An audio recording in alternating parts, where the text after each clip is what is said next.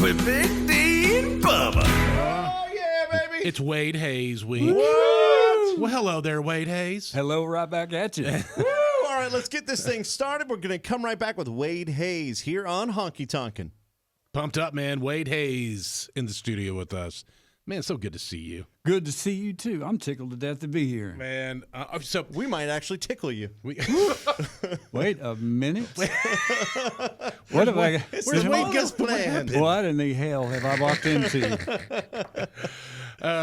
You referred to on a good night as the, what do you call it, the illegitimate number one? The illegitimate number one. I just found this out a couple of years ago. A friend of mine named Larry Boone wrote that song with Don Cook, and I didn't know, because back then there were 3 different charts.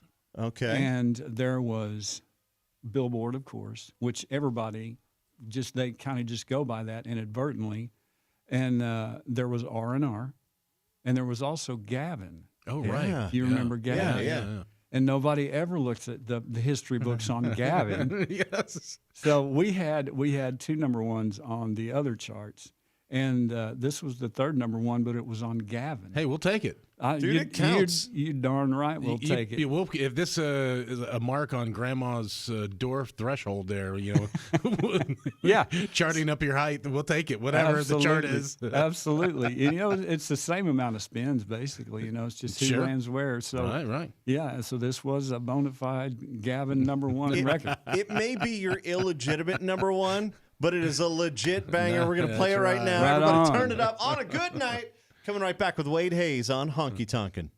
Wade Hayes is joining us in the studio this week. It's always good to see Wade Hayes. Take us back to how you even got into this crazy business.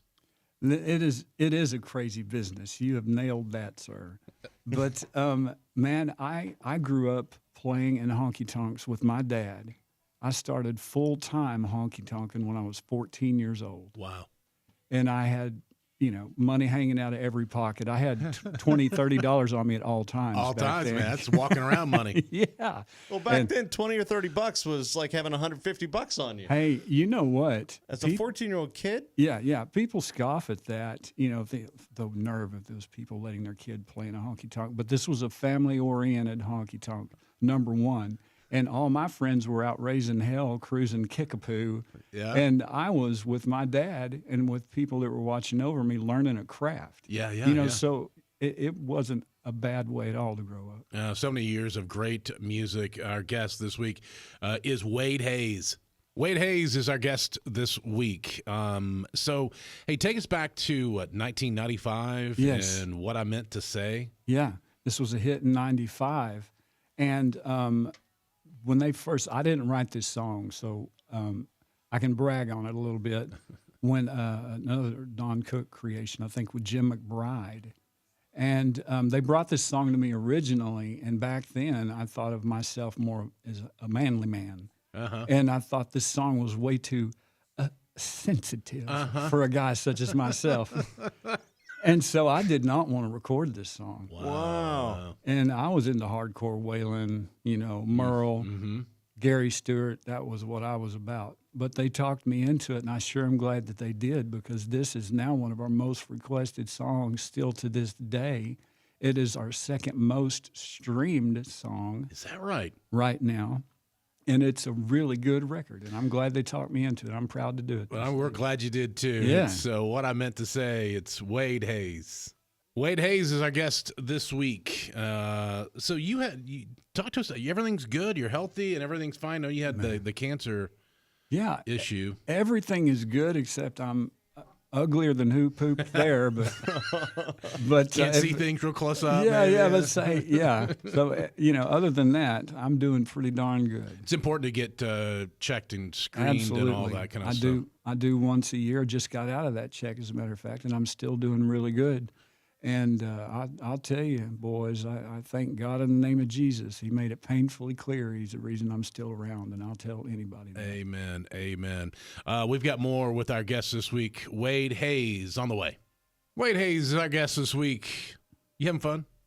I am far? having fun. The times I have the most fun are when I'm on stage and playing for people, and if I can bring back a good memory for them, Yeah. and I can see them having fun. And I mean, so- are you having fun right now with us? That's what I meant. Of course Sorry. I am. I didn't mean for you to get all I figured- philosophical there. Look, I figured that just went without saying.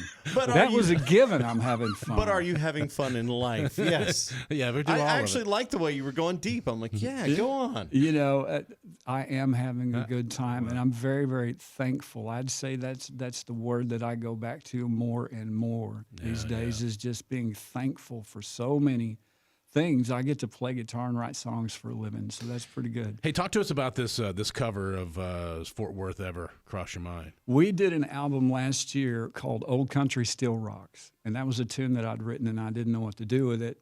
So I decided I'd just do an album of covers, stuff that influenced me as a kid, and show that old country does indeed still rock. It does. And Fort Worth is a tune. I did it more for the fact that Whitey Schaefer wrote this song, and I was a huge fan of his. But of course, I love George Strait too.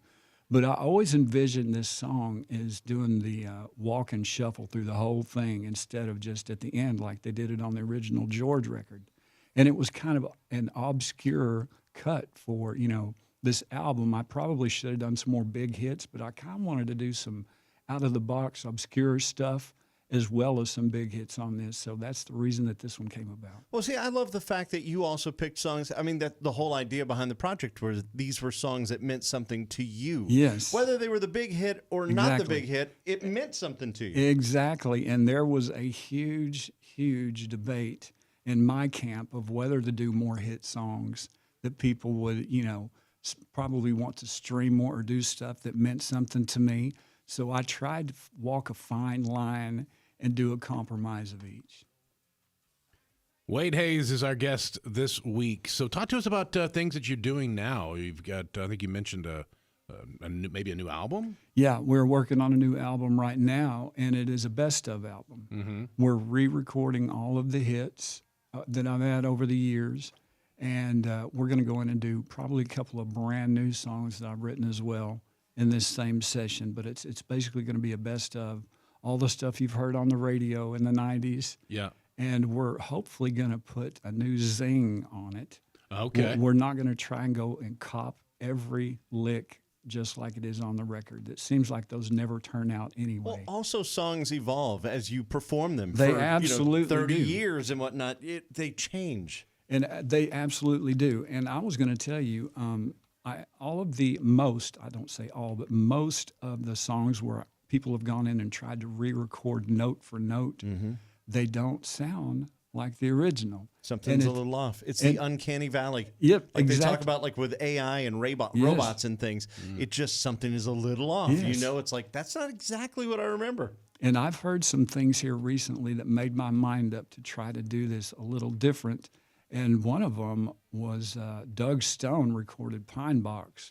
And I'll be dadgummed if the new version is not better. Is that right? Yes. Wow. A lot better. And Ronnie Dunn, I'm hearing his new project of Yeah. all the stuff they've I guess they call it reimagined. Yeah, yeah. And it's freaking good. Yeah, it's really good. Because that dude could sing Oh, a anything. phone book. I Sure. hate his guts and liver. I hate his guts. So when is this album going to be out? We were actually supposed to start recording it Saturday. Okay. And then we got hit with all those stinking tornadoes and they canceled the studio time. So we're trying to reschedule. So just as soon as we can get back in to record, we're going to start it. Okay. And it actually has some of the dudes that played on the original recordings are playing on this record. Oh, that's cool. Yeah, it's very cool. Wade Hayes is joining us this week. And by the way, congratulations on your, how is this possible, 30th anniversary of Old Enough to Know Better? Come on, no way. I still can't believe it. That can't be. I actually saw it pop up on social media, and Yeah. I was like, "What the? Yeah, that's not possible. This can't be right." Right. And sure enough, this song, Old Enough, went #1 in February of 1995, and it was a 2-week #1 song, and it was such a blessing to my career, my life, and it was where I was at the time. I was a kid when I wrote this song, and every word just about of this record is true. That was my true life at the time. So there's a lot of interesting stories with this song if we got just a second. Yeah. When I first moved to Nashville, well, see, I grew up building houses with my dad. He was a contractor. So that's what I'd done my whole life up until I moved to Nashville and played in honky tonks.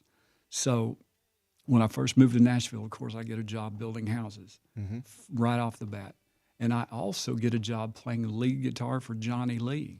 If you remember him, Looking for Love. Yeah. Which he's still a dear friend to me. I love that man. And he was very, very good to a naive country boy. He watched out for me like a dad would.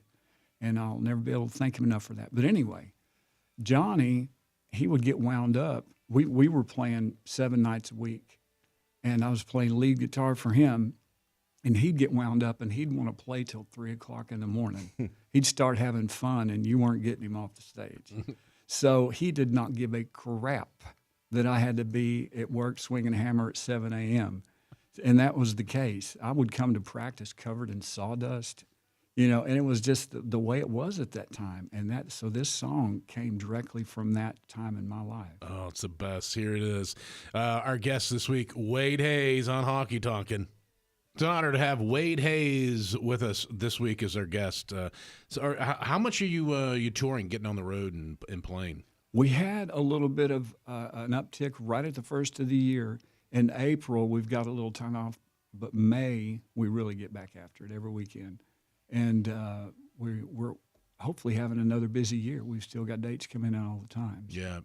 Do you still enjoy getting on the stage and doing the whole thing, singing the songs you've sung over and over and over? I do. And the reason for that, back when I first started it, I loved it for a different reason.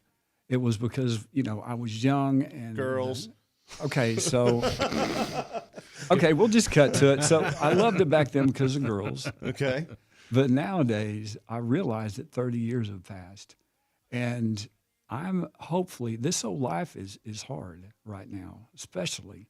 And if I can take somebody's mind off of something for a moment and let them go back and think about a time when times were better and see a smile on their face, man, it really gives me a charge.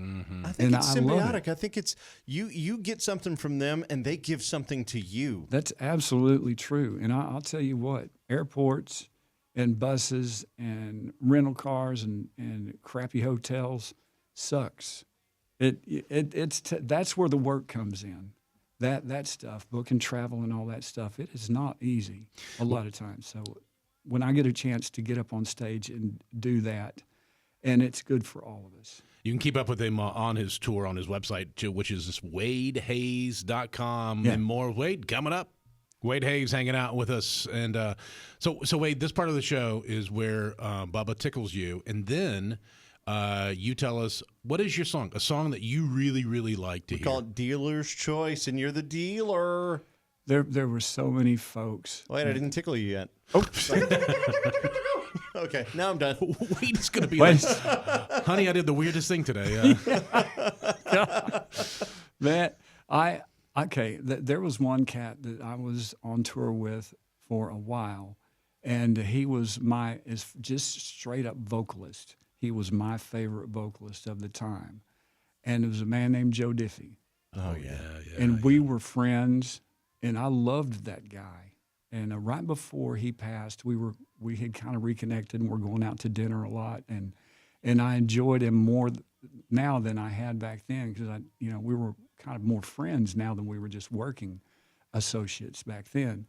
And there was a tune that he had that I loved always so much, and it just popped into my mind as we were talking about this, and I would love to hear it. It's a tune called "So Help Me Girl." Yes. Well, here you go. By request for you, Mr. Wade Hayes. Right on. Here's Joe Diffie. Wade Hayes is our guest this week, and find him online, wadehayes.com. I noticed that you get on a little Instagram there. I see you posting some stuff. Yeah, I haven't here lately. I've been kind of laying low and just kind of getting ready for the storm to kick. But isn't it wild how much effort goes into for artists, new artists, Yes. all the things they'd have to. Can you imagine trying to keep up with all this as a new artist? No, and I can see good and bad in it. For somebody at my age. I don't know what way to put it, but it is a hassle for me because I'm thinking, who gives a crap what I'm doing day in and day? How could you possibly care? Look at what I'm having for lunch. Yes, and it's borderline narcissistic to me what these people are doing. Yep. But then I get in trouble, which my manager Mike Robertson is about 3 times more intelligent than I'll ever be. And he's telling me all the time, you've got to be posting. Do You've got more, to be do posting. more, do more. Doesn't matter. Go post about the cows. Go post about a guitar you're building. Go post about a song you're writing. And I'm thinking, why would anybody care about this? But they do. They do. I know. And I can't get it through my thick skull. You know, I always look at it like this. They are fans of you. And now they have a window into your life. Exactly. And I have a perfect example of how this is factual. There is a young man that we've all seen here recently that is exploding, and I knew he was going to explode 2 years before he did, because I contacted him when he was covering one of my tunes on YouTube, and it was a dude named Zach Top. Oh, yeah. Oh, wow. And I contacted him, and I said, young man, that's fantastic, and I would like to talk with you sometime. You know?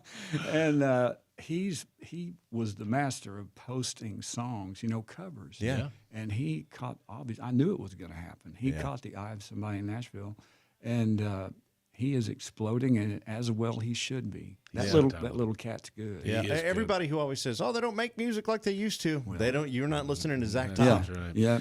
All right, we got Wade Hayes as our guest this week, and more with Wade coming up. Hanging out with Wade Hayes this week on the show. And so take us back to, and tell us the day she left Tulsa. Yeah. It's a song that it's got a real, it's different. To me, it's one of the most different sonically sounding songs of Wade Hayes. You have got that nailed, sir. It was sonically different and lyrically so interesting. Mm-hmm. And Steve Diamond wrote that song. And I mean, it was almost a little bit taboo for me. Why is that? Because of the subject matter. Mm-hmm. Yeah. And it's pretty serious, what they're talking about. And so I, again, reluctantly recorded it, and I'm sure glad I did, because that is a good sounding record. Yeah. And it originally started out being a hit in Houston, Texas. And for some reason, it just kind of exploded from there. So they just started playing it, and then Yes. it just like fire, it spread. Exactly. There was a programmer down there, and the programmers used to have a lot of power in selecting your next single. And this guy was a man, he's passed on by now, but it was a man named Dean Hallam. Oh, sure. Yeah. Down there in Houston, and he started throwing a fit, saying, this is going to be your next single, period. And he was already playing it. Oh, wow. So that's how that song came about, and the record label followed suit. And from what I understand, that's exactly how it happened. Wow. And we have this because of it. Man, Wade Hayes, thank you. We've had fun. It has been fun, and it's gone by way too quickly. You Yeah. guys, hey, I want to say, and all the folks out there, these guys are fine fellas, and they make you feel very welcome and special when you walk in here, and I can't thank you enough. Oh, you're sweet. Thank you. I also want to tell people I didn't want to bring it up during the meat of the show because I'm going to start crying now. Who saved who? The story about your dog. And look, here I go. Because everybody's got that one dog God. that they think about. If you have a dog that you lost in your life, go and listen to this song. And a box of tissues. And a box of tissues. Look, I'm already tearing up because it's such a good song. I really appreciate that. That means more to me than you know. We because all lived it. Yes, and I will tell you this, every word of that song is true. Every word of it is true. And I cried when I wrote that song. Oh, wow. That song started when, can I tell you the story real Yeah, quick, sure, how it go came ahead. about? I'd had this old dog, and I met him at a filling station about midnight one night, and I'd stopped to get gas, and I left the truck door open. And I came back around the truck, and there was this mangy dog sitting in the front seat. And he was about that big around. His ribs were sticking out. He had a hole in him, had ticks on him. And he was sitting there like he belonged there. And I went into the filling station and said, what's the deal? And they said he'd been there about 3 days eating out of trash cans. And this dog had a pizza crust hanging out of his mouth, sitting in the front seat. And I looked at that dog, and he looked at me, And I swear that dog smiled. So I took this stray dog home, and he ended up being the best dog that I had had in my life. And I loved him dearly. He helped me through some horrible, horrible times.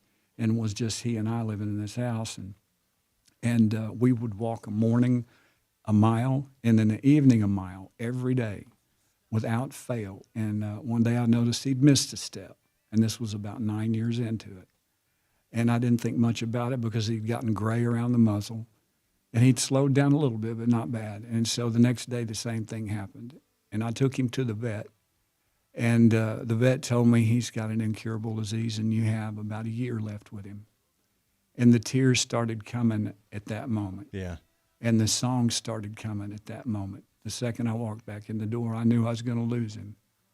And the tears started coming, and the song fell out. And I don't even feel like I wrote the song. I just wrote the story. He helped you that's write great. it. That's awesome. Yes, Jack helped write that song. His name was Jack, and it was just me and Jack on that one. Again, it's called Who Saved Who, and you got to find it. Go and look it up. Listen to it in your own private space. That's You right. can cry and do Do whatever what you you need to do. Wade Hayes, thank you, man. Thanks, Thank you man. for coming by. This has been my pleasure. I appreciate y'all. With Big D and Bubba.